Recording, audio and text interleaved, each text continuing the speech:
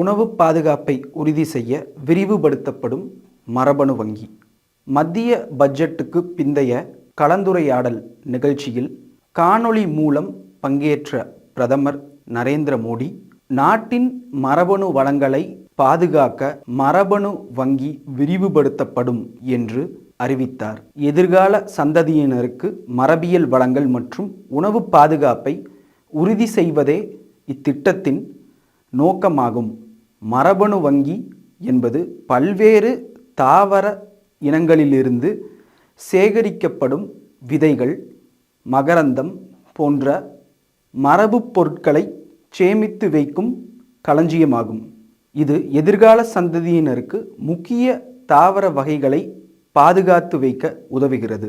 இந்திய வேளாண் ஆராய்ச்சி நிறுவனம் மற்றும் தேசிய தாவர மரபணு வளங்கள் பணியகம் சார்பில் இந்தியாவின் முதல் மரபணு வங்கி 1996ஆம் ஆண்டில் புதுதில்லியில் அமைக்கப்பட்டது. இந்த வங்கி முக்கிய பயிர்களின் மூலக்கூறுகளை சேகரிக்க நாடு முழுவதும் 12 மண்டலங்களில் துணை நிலையங்களை கொண்டுள்ளது.